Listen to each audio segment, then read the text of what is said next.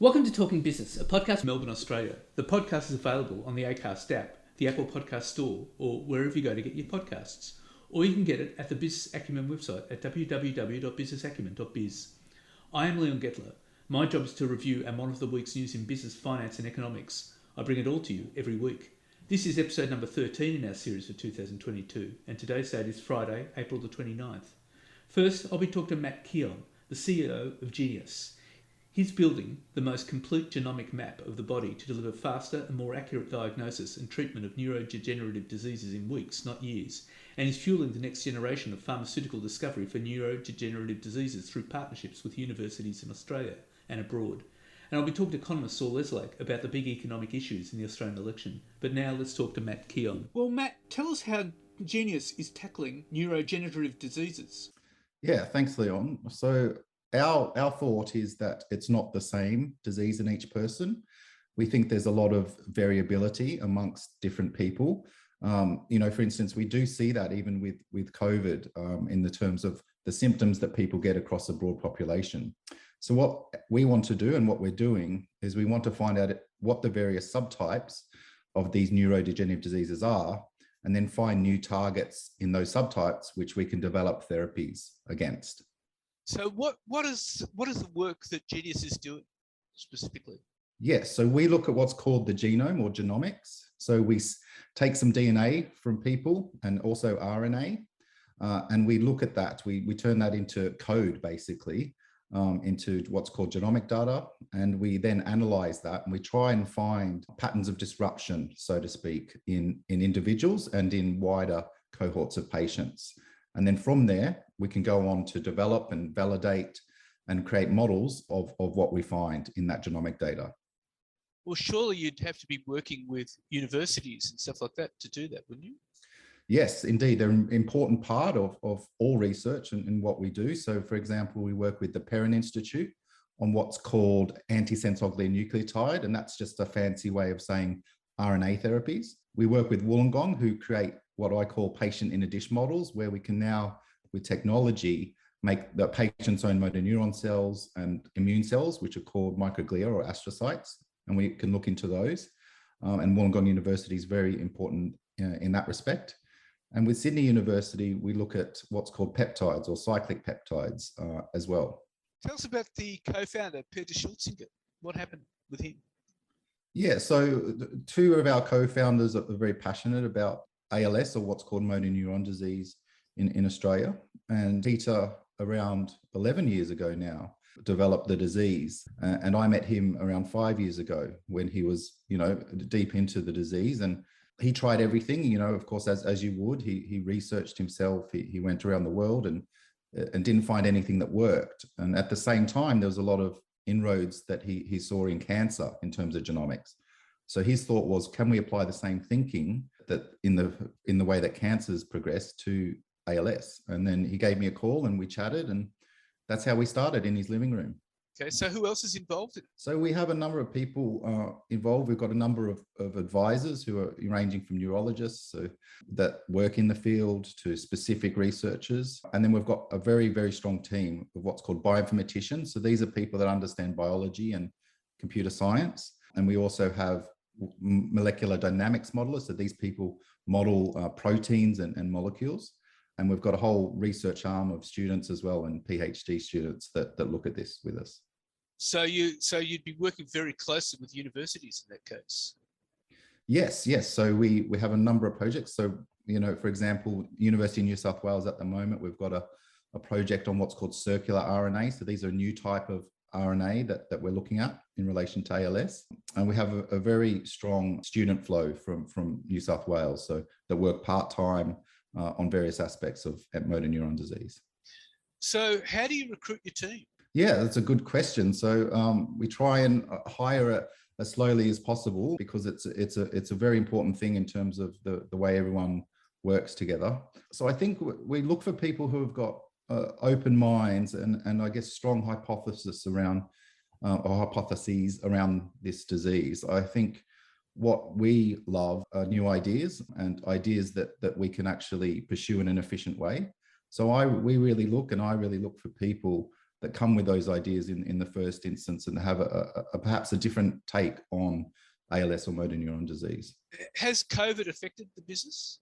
Yeah, so that's a very good question. So yes and no, I would say. Yes, but only from a purely psychological point of view in terms of how it's affected everyone else. Because most of our work is actually on computers and from a cloud and from a server, it actually hasn't slowed us down too much, apart from when we need to do, say, lab work, whether we're doing animal experiments or cell experiments, and that slowed us down a little bit. But you say psychologically? Yeah, I just think with, in the beginning, it was a bit of a shock for everyone, and not going into the office, I think is, there are really great things about the kind of culture and the camaraderie of an office. So I think just that in the beginning had affected everyone in slightly different ways. So, and it's important to be mindful about that, I think. Okay, so how do you keep everyone together? Yeah, so we have weekly team meetings and then separate unit project meetings. The team has its own social Zoom get-togethers, which is quite interesting. And then we're aiming to transition back in the office in the next couple of weeks. So yeah, fingers crossed we can do that in a good way. Now, what's fascinating about this is very much personalised medicine, isn't it? It is. And so, I mean, does it mean we need to rethink the way we diagnose and treat these diseases? 100%. I can't be stronger in my belief around that. I think for too long, we've thought that everyone suffers the same, that the cause is the same, and that the treatment will be the same. Whereas, just for example, why does someone get a migraine when they eat chocolate and another person doesn't? Why is someone's hangover worse than someone else's? Now, a lot of that's got to do with your molecular biology. Not all of it, but a decent part of it. And so if we take that kind of top line thinking and apply it to diseases, they need to be looked at on an individual level, because there's huge differences, for example, between men and women. If you give one drug to a man and one drug to a woman, they do respond differently. So even on that level, we need to start thinking differently. But beyond that, down to the individual level of a human's, a person's genome, their molecular makeup, the way that they're functionally interacting with each other is different. So we need to understand that, I think, on that level to be able to get successful treatments out there. Well, conversely, it means also, doesn't it, that you have to take into account different age groups as well? I mean, someone in their 20s would respond quite differently to someone in their 70s. Absolutely. And these are all things with the advancement and access to new data and bigger data sets that eventually we'll be able to characterize and have better understanding around. And that's kind of our mission, is to try and encourage people to get sequenced, to get as much data as we can, to analyze it, to get to these new insights, to be able to then offer the treatments that we think are going to be more effective. What's fascinating here is the way data has changed medical treatments, isn't it? I mean, the role of technology has really furthered medical progress and help us treat these diseases. I mean, what's your view about that? Yeah, no, absolutely. I'm a big believer, and it keeps advancing day to day. We can now sequence on a single cell level, so we can look at individual cells and sequence what's occurring there. And I think it gives us both a global picture and also a local picture of what's going on with these diseases. And we've never had access to that before. Now, it's not a home run. I should point that out. The genome and genomics does a lot, but it doesn't do the whole job. But it helps us understand a lot more to be able to move forward. Which would indicate that as time goes on, we're going to become even more sophisticated because the technology keeps improving all the time. Absolutely. And that's one of the things which, I always kind of bang on about is I think we need a national genomics project, just like the UK's done, just like China has done, just like the USA's done, where we take a big section of our population, regardless of whether they've got disease or not, and we sequence them and we offer that data to researchers and everyone across Australia to be able to look at. And if people develop the disease over time, the great thing is we have their samples before they develop the disease, so we can go back and try and see what's happening there. And the beautiful thing about this is it's also got global applications as well, hasn't it? Absolutely. And I'm a big believer that we have the talent in Australia, in both the academia and also in the private sector, and that we should be using that to offer and create value globally. Now, what's fascinating is that GenieUs was actually started as a not-for-profit company called Iggy Get Up. How did you turn it into a viable commercial science and technology company? Yeah, so as I said, we started with a problem we wanted to solve, and Iggy is actually Peter's dog. So he would come into the living room and interrupt us as we're trying to solve motor neuron disease, and we'd always say, Iggy, get out. So that was the start. And so we started as a not-for-profit because our main aim, as I said, was just trying to solve this problem. And that was the appropriate structure for that at the time. But what we found was we started to find things. We found a biomarker, we started to create IP, and fundraising for anyone that does it is a very time-consuming and tedious job. So what we thought was we need to raise more money to do the work we want to do, to work with these universities, etc. So we valued all the IP. We bought that IP and created a commercial entity. Iggy is still running, and its job is to offer data to everyone and to offer that as a service to the community. And then GenieUs's real focus is on pursuing these therapeutics and discovery. Was that a big issue for you, changing your role? A little bit. I think it was a surprise because, our intent was pure in the beginning. It's still pure now. And I think there's different commercial imperatives we need to hit now, which I think is actually valuable. I think a commercial lens actually helps research and helps drive innovation forward. So interestingly, the way we've developed has been accelerated in the last 2 or 3 years because of that. So I found that quite an interesting journey. Okay, well, that's fascinating, Matt. And look, thank you very much for your time. Thank you, Leon, and anytime. Much appreciated. And now let's talk to economist Saul Eslake. Well, Saul, it's like we have an election campaign now going on. What are the big economic issues for Australia? Well, I think the big economic issues are how do we sustain the sort of rates of economic growth that we have become accustomed to over the past 3 decades prior to the onset of COVID and 2 short but severe recessions that came in its wake. How do we manage an economy where the labour market is unusually tight? We're being told the unemployment rate is going to fall to its lowest since the mid-1970s. How do we ensure that in that environment we do actually see decent real wages growth without experiencing sustained high inflation, which would in turn require increases in interest rates that could be very painful for an economy that's carrying a lot more household debt than it did 10, 20 or 30 years ago. And we have to meet all those changes in the face of an international environment that probably won't be as friendly to us as it has been for most of the last 20 years. That is to say, in particular, China won't be the driving force for our economic growth that it has been. Indeed, partly because of the deterioration in the bilateral political relationship between Australia and China, but also because China's economy is slowing significantly and undergoing profound structural change. Commodity prices are more likely to fall than to rise over the next 10 years. We won't be benefiting from a more or less continuous downward trend in global interest rates, as we have been doing. Instead, interest rates are clearly going to be trending up, at least in the short term, and probably, though at a lesser rate, over the medium term.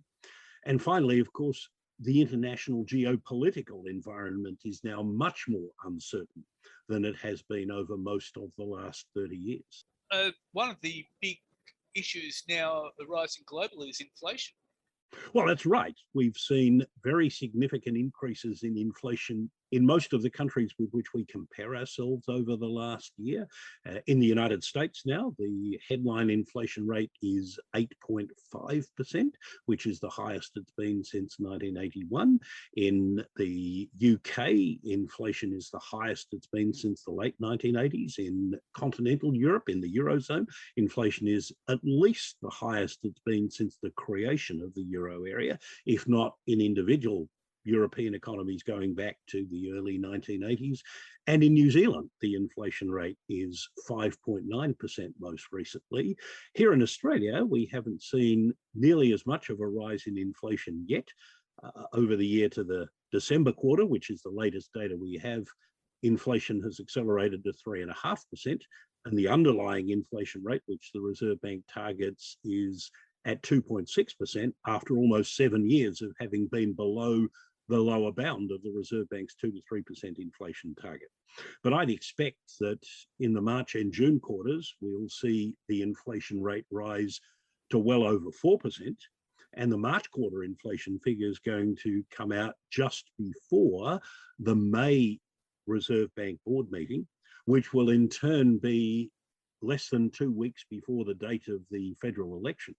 So with other central banks around the world having raised interest rates quite significantly, this week, for example, the Reserve Bank of New Zealand and the Bank of Canada both raised their rates by 50 basis points.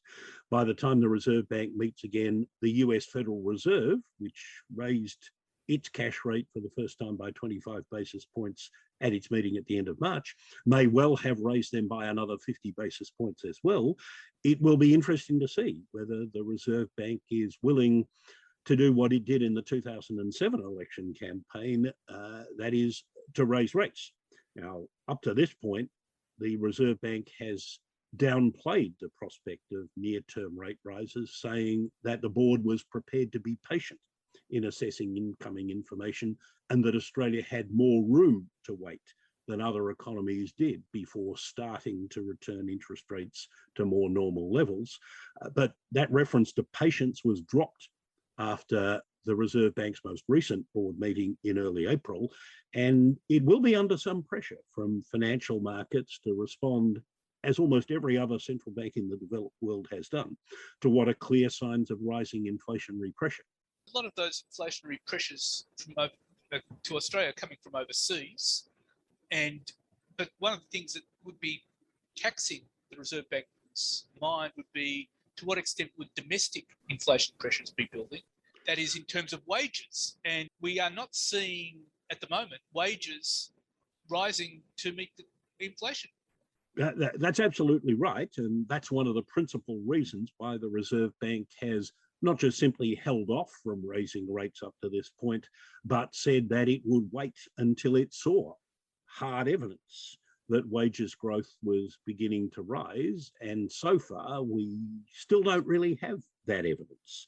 Indeed, the next data on wages doesn't come out until the 18th of May, that is after the Reserve Bank's board meeting and just 3 days before the federal election. If the Reserve Bank chooses not to raise rates at its next meeting in early May, it will almost certainly be because it wants to see what's happening to wages growth. And it may well be that it takes some time for wages growth in Australia to pick up to the sort of rates we're seeing in some other countries, even though we're being told, probably correctly, that the unemployment rate, which is already at just about the lowest it's been since the mid-1970s, is going to have a 3 handle on it for the first time since the mid-1970s. And there are reasons for that, to do with the structure of Australia's labour market and the way in which wages are negotiated, especially the influence of multi-year enterprise agreements that are yet to expire. But if we look at other countries, we can see that in the United States, for example, where the unemployment rate is now down to 3.6%, that wages are rising by about 5.5% per annum, which is the highest since the mid-1980s. And in New Zealand, where the unemployment rate is down to 3.2%, it's also rising much more rapidly. So I would expect that we will see a pickup in wages growth, and provided it doesn't itself become a source of inflationary pressure, that will be a very welcome development, because wages have been stagnating for a very long time. And as Reserve Bank Governor Phil Lowe has said on a number of occasions over the past 5 years, stagnation in real wages has been undermining Australians' sense of shared prosperity. So you would expect to see wages rising? Yes, I would. I would expect to see wages rising gradually, in part because of the way in which wages are now negotiated between employers and employees in Australia under the Rudd-Gillard government's Fair Work legislation, which still imposes some pretty tight rules on the extent to which unions can go in pursuit of wage increases, and properly so, given Australia's experience with extremely militant union behaviour in decades now long gone by. We don't want to see a return to that. But what that also underscores that's important from a longer term perspective is that if we're to see sustained increases in real wages, ones that aren't eaten away by higher inflation, and without increased unemployment, what we need to see is much better growth in labour productivity than we've had over the last 20 years, because in the long run, productivity growth is the only sustainable source of increases in real wages, and Australia's productivity performance, not uniquely by any means among advanced economies, has been pretty poor over the last 10 to 20 years. So we need to see policies that would give you reason to expect that productivity growth will pick up, and I certainly haven't seen any from either side of politics on that front. Of course, we also need to pay attention to how the fruits of sustained labour productivity growth, if we're able to generate it, are distributed between labour and capital. And I think it's fair to say that while the pendulum may have swung too far in favour of labour in the 1970s and early 1980s. In more recent decades, the pendulum has probably swung too far in the other direction in terms of capital and profits. But the interesting part is that neither of the political parties are talking about productivity. No, they aren't. And neither of them have been for the best part of 10 years. It's been something that nobody really wants to talk about, even though I think both sides of politics understand the importance of the issue. And that's partly because it's difficult. I mean, the things that governments of both political persuasions did during the 1980s and 1990s that did result in a tangible improvement in our productivity performance are things that you can't do again, having done them once. And the productivity growth enhancing agenda now is more politically challenging for whoever is in government. But that doesn't mean to say the agenda isn't there. The Productivity Commission almost 5 years ago came out with a report called Shifting the Dial, which quite properly emphasised that if we want to restore productivity growth to anything like what we experienced in the second half of the 90s and the first years of this century, then we have to look elsewhere for the policy changes that need to be made in areas like health and education, in areas like enhancing digitalisation and so forth. And unfortunately, those recommendations by the Productivity Commission have been gathering dust for the last 5 years, and it doesn't appear as though those who are framing the policies that the major political parties are putting to the voters ahead of the next election have taken the Productivity Commission's report or anything else along the same lines out of the bottom drawers in which they've been sitting. So there's no political will to do it? That would appear to be the case, in the same way that there's no real political will to do much to put our public finances in a more sustainable position. Now, I'm not saying this is an urgent task. While global interest rates remain relatively low, which they still are, although they're now clearly going up, governments can sustain higher levels of public debt without requiring swinging tax increases or cuts in other areas of government spending than would have been possible in the decades leading up to the onset of COVID. But eventually, governments are going to have to recognise the fact that the public expects higher level of spending than had been assumed prior to the onset of COVID on things like the NDIS and aged care, as well as perhaps unavoidably on defence as well. And that if governments aren't prepared to cut spending in other areas, and I find it hard to see where they could and win the next election, they're going to have to talk to the Australian electorate about how best or least worst to raise the additional revenue that's required to pay for that additional spending over longer periods of time. Which would suggest changes to the tax system. Well, indeed. I think the Labor Party is right to say that they wouldn't be bound by the completely arbitrary cap on revenues, taxation revenues as a percentage of GDP of 23.9% that the Morrison government has imposed on itself. That has no foundation other than that it happened to be the ratio of tax revenue to GDP during the last two terms of the Howard government, when government spending was lower as a percentage of GDP than it's projected to be over the coming decade. So I think the government is right to, the opposition is right to reject that as a straitjacket into which it should bind itself.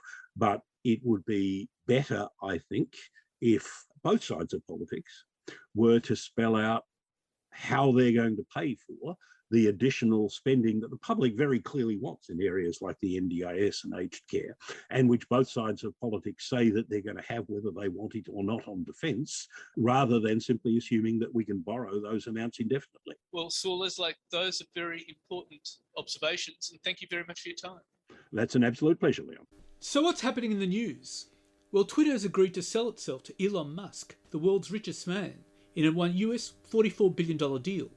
The deal puts a Tesla chief executive in charge of a company with 217 million users and an influential role in shaping political and media agendas. Twitter's initial reluctance to accept the transaction appeared to fade after Musk confirmed a funding package for the deal and shareholders warmed to it. The deal was unanimously approved by the company's board and is expected to be completed later this year. Going private marks a dramatic change in direction for a company that began as a messaging service for sharing status updates with friends, but quickly blossomed into a way for people to broadcast short posts of 140 characters or fewer to a public following. Mr. Musk secured US $25.5 billion of debt and margin loan financing and will provide about US $21 billion in equity to fund the deal, according to the statement. Musk has signalled that Twitter will be overhauled under his leadership, including changes in content moderation, having described himself as a free speech absolutist. Getting to yes with Twitter's directors, though, is only the first step in what's likely to be an arduous experiment for Musk. The outspoken entrepreneur has hinted at a long list of changes he wants to make at the social media platform, including removing restraints on speech, while at the same time casting doubt on the advertising model that accounts for the bulk of Twitter's revenue. User growth could also prove tricky. Musk's promise to ease content moderation policies is a welcome change for some people, but it has alarmed Black, Muslim, LGBTQ+, and other groups who have voiced worry about increased harassment on the platform. The deal comes after a dramatic few weeks of speculation about Twitter's future, triggered by Musk's emergence as the platform's largest single shareholder on the 4th of April. He then declared a $43 billion takeover bid on April 14, which prompted Twitter's board to signal its displeasure at his overtures by adopting a so-called poison pill defence 24 hours later. However, the apparent opposition of Twitter's board faded after Musk drew up a $46.5 billion funding package for the bid, including $21 billion of his own money. According to reports, both shareholders and the Twitter board began to take the offer seriously once finance had been put in place. The deal is not expected to face serious scrutiny from US competition authorities because Musk's major business interests, an electric car company, the SpaceX rocket business, and tunnelling firm, The Boring Company, do not compete with Twitter. However, the deal is likely to draw comment from politicians and campaigning bodies given Twitter's influence as an information source and Musk's stance on free speech. And Netflix has reportedly cancelled multiple TV shows and films after suffering a recent loss of subscribers. The streaming service announced a loss of 200,000 users over the first 3 months of 2022, falling well short of predictions it would add 2.5 million subscribers. It is the first subscriber loss it has had in more than a decade, causing shares to plunge 25% in extended trading. The drop stemmed in part from Netflix's decision to withdraw from Russia in protest over the war against Ukraine, while escalating inflation over the past year has put a squeeze on household budgets, which may have contributed to the loss. Netflix has projected a loss of another 2 million subscribers in the current April to June quarter. And Australia's year-on-year inflation has soared to 5.1%, beating forecasts of 4.6% and following the 3.5% increase in the fourth quarter. This is the first time Australia has seen that sort of inflation number since the early 2000s. The March quarter consumer price index was reported at 2.1%. Why does it matter? Because the RBA said it would move the cash rate target once inflation began rising, which means interest rate rises are on the cards as early as next week when the RBA meets. And there are more liar loans at ANZ than other banks, according to a UBS survey. The number of home buyers overstating their financial position when applying for a home loan has not materially decreased despite stricter lending standards, UBS's latest so-called liar loan survey has revealed. UBS banking analyst John Story said while the overall trend showed the number of factual misstatements made had declined somewhat to 37% in 2021 from a record 41% in 2020, ANZ had bucked the trend. More than half of respondents, or 55%, that had taken out a mortgage with ANZ in the 6 months to December 2021 indicated they had lied in their application documentation. And the coalition is up to a year behind delivering almost $20 billion worth of budget promises, including recommendations from the Aged Care Royal Commission to deliver a new funding model and its efforts to boost the digital economy. Despite almost a year of parliamentary sittings, billions of dollars worth of promises dating back to last year's budget are waiting for enabling legislation so they can be put into action. Caught up in the delay is one of the key arguments of the election campaign around providing registered nurses in aged care facilities 24 hours a day, every day.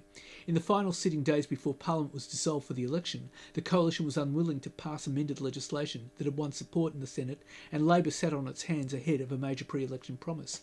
The result is likely a delay, potentially by months, in the implementation of the measures aimed at helping those in aged care.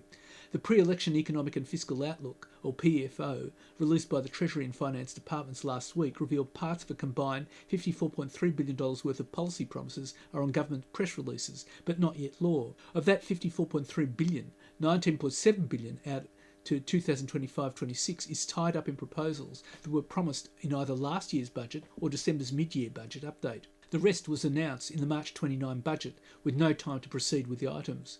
10 separate policy commitments account for most of the $19.7 billion, including 5 separate measures covering aged care.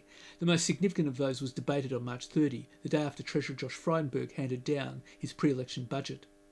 And the $3.3 billion medical gloves and protective suits maker, Ansell, will shut its factory in Russia in June, a year after it opened the plant. The company has decided to close the plant in the wake of the Russian invasion of Ukraine, which began on February 24, as it takes the final steps towards ending its business in Russia, where it had a market share in higher-end medical gloves of up to 80%. Ansell said it was now winding down the plant in Western Russia, which had opened with much fanfare in June last year, when demand was strong enough to warrant a new factory to service the Russian market.